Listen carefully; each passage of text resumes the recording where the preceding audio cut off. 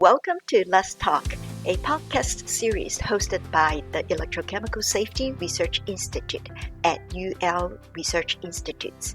My name is Migo. I'll be your host of this episode titled The Next Generations of All-Solid-State Batteries. The technical area of solid-state batteries has gained a lot of attention in recent years, and it seems to be a promising area that will provide reduce risk, and increase energy density. In this episode, I'm excited to have the opportunity to speak with Dr. Kevin Wujcik, who is the Chief Technology Officer of Blue Current in the Silicon Valley area of California. Kevin started research and developing solid-state batteries and battery materials early on through his academic training, then continues in this multifaceted role in the industrial setting. He is the author of over 12 journal articles and 10 patents. He and his team have recently been recognized by the California Energy Commission, California Public Utilities Commission, California State Senate, and the United States Department of Defense for their solid-state battery technology. And earlier this year received $30 million in funding from Koch Industries to scale their solid-state batteries technology. I'm so happy to have him join us. Let's talk. Hi, Kevin. Congratulations on the recognitions to you and your team. Thank you, Migo. Great to be chatting with you today. Can you tell us a little bit about yourself, especially your interest in the area of batteries developed and the motivation to continue the research on solid-state batteries through your career path? Sure, yeah. So my name is Kevin Wujcik. I'm the Chief Technology Officer at Blue Current, which is a solid-state battery company in Hayward, California. I started off working in the battery space back in 2011 when I started grad school at UC Berkeley.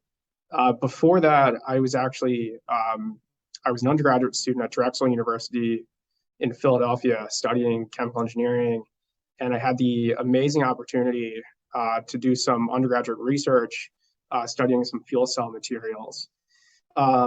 And since then, I've just always been interested in the alternative energy space.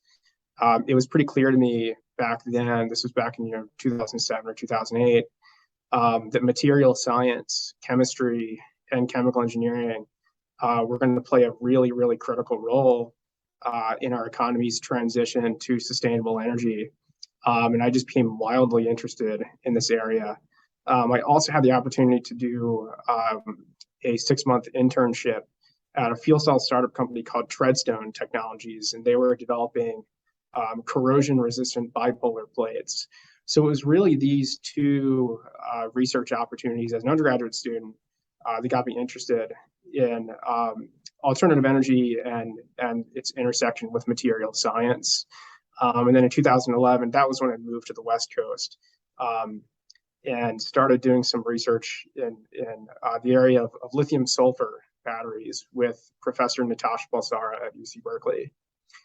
In terms of the motivation to continue research on solid-state batteries, I would say that we are just in the midst of an amazing transformation of how our economy is using energy. It's been amazing to see just over the past 10 years the transition to have more and more electric vehicles on the road. And I think, we would all agree that we can always do better. And I deeply believe that solid-state batteries are the best form of lithium-ion battery. So just excited to continue research in that space. That's great. I'm certain that this valuable experiences and training have served as a strong foundation for the R&D of solid-state batteries through your inventions and patents. Can you briefly describe the solid-state batteries industry and the inventions that you're working on? Sure. Yeah. So, the whole idea of a solid-state battery is that you are replacing the liquid electrolyte that is inside of a traditional state-of-the-art lithium-ion battery with an electrolyte that is fully solid. And the reason for this is there's kind of two main purposes. One is that the liquid that's inside of a state-of-the-art cell, traditional lithium-ion cell, is pretty flammable. If anything happens to the cell, if there's some sort of safety event, that liquid essentially acts like a fuel. It can be really combustible. So by switching to a material that's completely dry and inherently safe, you can avoid this from happening. The second reason why we're interested in solid state is that there's a lot of next generation active materials, so things like silicon and lithium metal and sulfur, that are generally difficult to use with a liquid electrolyte. So by replacing the liquid with a solid material, we can essentially enable these next generation active materials that are more energy dense. At Blue Current, our focus within the solid state battery industry, I would say there are two things that differentiate us. The first is that instead of focusing on lithium metal as the anode, we're actually working with silicon active materials. And second is that within the solid state battery industry, there have traditionally been two material classes. The first is a polymer electrolyte. This is where you have a soft polymeric material that has a lithium salt dissolved in it. And these polymer electrolytes can conduct lithium ions, and they're really mechanically robust and flexible. The second material space is the inorganic glass ceramic materials. And these are more like solid powders, so they're not quite like polymers. And these materials can conduct lithium ions really, really well at room temperature. Historically, polymer electrolytes have had the challenge of having fairly low ionic conductivity at room temperature. They're also challenging when it comes to cycling with high voltage cathode active materials. Whereas the glass ceramic materials, they have really great conductivities at room temperature and lower, but the challenge with them is just integrating them and getting them to interface with various materials inside of the cell, whether it be the active materials in the anode and the cathode, or at the interface between the separator and the electrode. Getting the glass ceramic materials to conduct across those interfaces is pretty challenging. So the second thing that differentiates Blue Current is that historically we've been interested in composites, where you're essentially combining the two technologies. When we started working in solid state batteries back in 2016, that is really what piqued our interest, was this idea of combining polymer electrolytes with glass ceramic materials. By doing so, we can overcome the low conductivity of the polymer electrolytes by using the glass ceramic material, and we can overcome the challenging interfacial resistance of the glass ceramic materials by utilizing a polymer. And so that's sort of our invention and our overall approach to solid state batteries. Solid-state batteries seems to be very promising and is a hot topic now this day, especially in the automotive segment. However, scaling at the production still involves some challenges. So what are the most common challenges to develop solid-state battery? Yeah, so kind of like I mentioned, every material within the solid state battery space has its own challenges. And, it's really what kind of solid electrolyte you're using that dictates what those challenges are going to be. As I mentioned, polymer electrolytes have fairly low ionic conductivity at room temperature. So one of the challenges that those materials have is that they typically require high temperatures to operate. This is just a challenge when you think about what commercial applications those materials could be fit into. Something like an electric vehicle may be able to tolerate having some sort of heat exchanger on board, but when it comes to something like a cell phone, it may be a lot more difficult to achieve a high temperature. Glass ceramic materials, as I mentioned before, they have this challenge of forming good interfaces with other solid materials, whether it be the active material or at the electrode interfaces. So typically what's done with these materials is that the cells are placed between clamps that essentially apply really high pressures to the cell so that all of those particles are pressed together. And these plates, these clamps, essentially just add a lot of mass and volume to the system, which effectively lowers the final energy density for the system.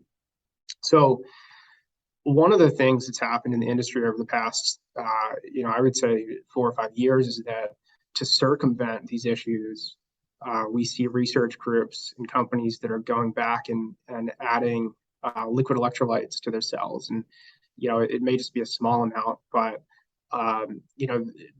by going back and adding liquids, you're essentially compromising on the safety of the cell.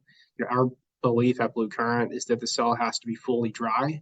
The cells we make today are 100% dry. We don't add any liquid electrolyte. And that's because we don't want to compromise on the safety of the cell. So that's kind of the third challenge, is just that, in order to overcome the ionic connectivity and interfacial resistance challenges, we see folks that are adding liquid electrolyte back to their cells. I would say lastly, scalability is a challenge for solid state batteries. Lithium ion batteries with a liquid electrolyte, we've been manufacturing them for a few decades now. The manufacturing equipment, the tools, the processes have really kind of been figured out. Solid state is just inherently different.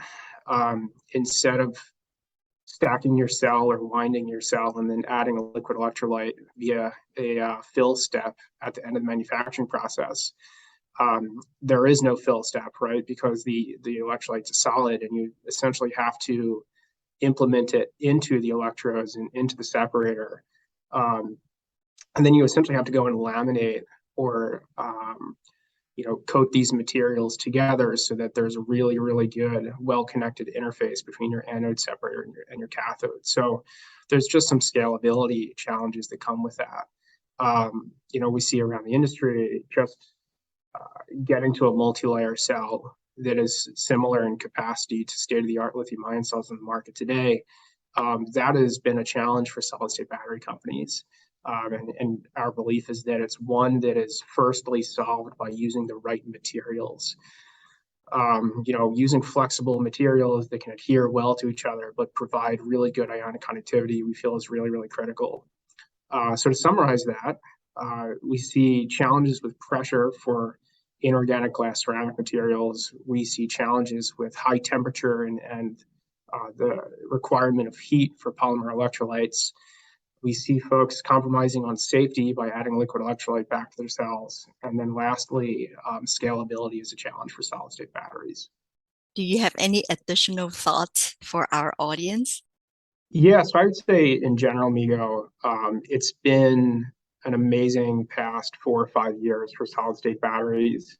I think for a long time, there's been a question of whether or not solid-state batteries can really achieve similar performance as liquid electrolyte-based lithium-ion cells. And even at Blue Current, we're finding that to be true.